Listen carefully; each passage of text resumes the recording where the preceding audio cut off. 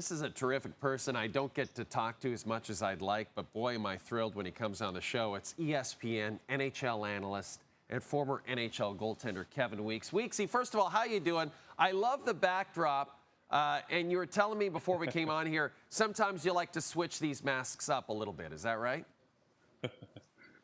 Great to hear you, brother. Thank you so much. Always great to be with you. We don't do it enough, but I'm so excited. Yeah, the 8-year-old me that's collecting hockey cards growing up in TO right now and hockey sticker books and all that stuff, that I'm living vicariously through these right now. So yes, every once in a while I see them. I'm like, let me move the Gilles Malache that way. Let me move the Murray Bannerman that way. All these goalies that I grew up idolizing as a kid. So I try to refresh it every once in a while, for sure. Absolutely. It's very cool. I love it. Not so cool if you're Jim Montgomery today.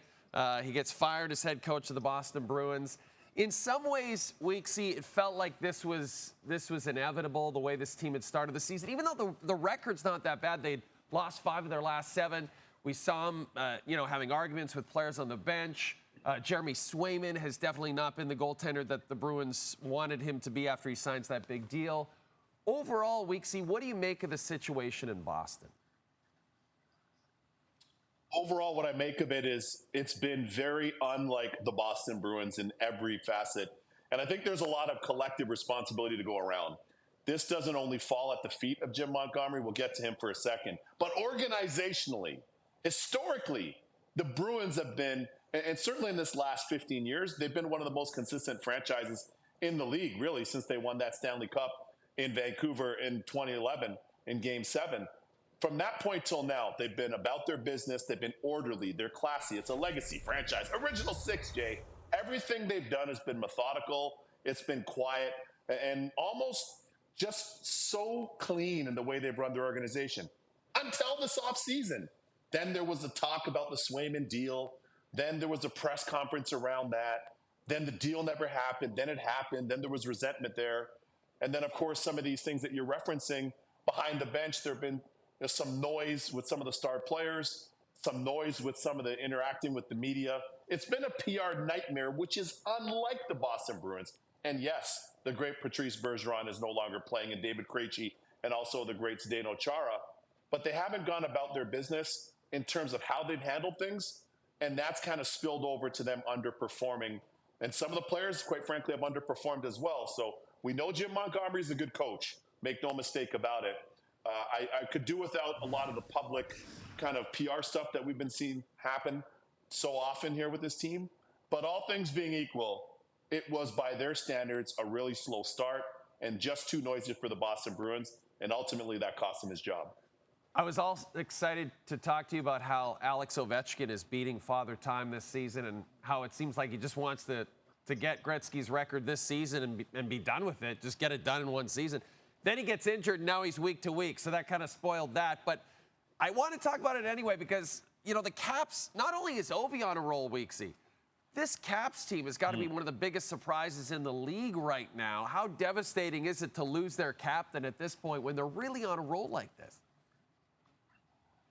You know that they are rolling right out of the gate this season. Remember last year, they exceeded everybody's expectations.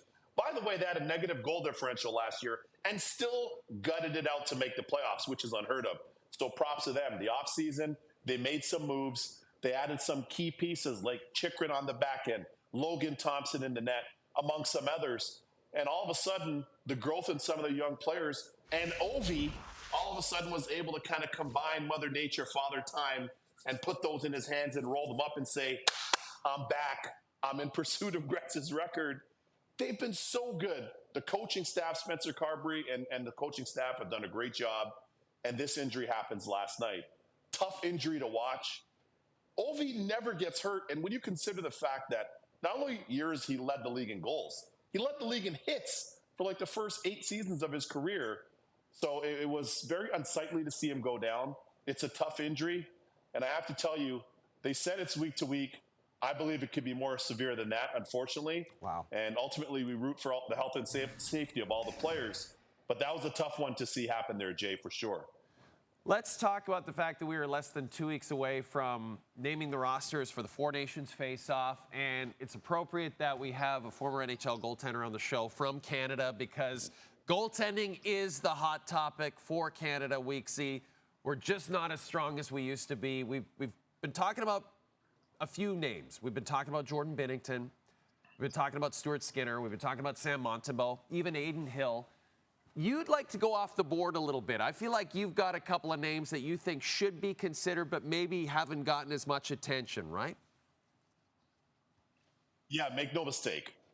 Logan Thompson, Calgary's own, and I say Calgary's a Calgary boy. Logan Thompson, I can make the case, has been the best Canadian goalie this season. He's been absolute money. And to punctuate it, he didn't only beat his former Vegas Golden Knights once with the Washington Capitals, his current team, but he went there and beat them the other night and made 40 saves, put up 40 on them the night Ovi had the hat trick. Logan Thompson, to me, should be a fixture on this team. I just love his game. He's dynamic. He's fun to watch. He's a southpaw. I know it gives me a little Grant Fuhr feels because he's a southpaw and he's a Western kid, but Logan Thompson's been great. In addition to him, I think the veteroni, as I call him, the veteran, Cam Talbot, has been excellent as well, save for the game last night against San Jose, where Macklin Celebrini scored the game-winning goal. Those are two guys that are off the board. And I'm going to throw another name out there. Why not?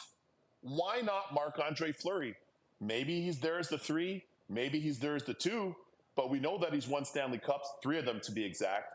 He's not going to make any waves if he's not starting. Yep. He's played in big games before. He's been great. He'll be great for the team chemistry.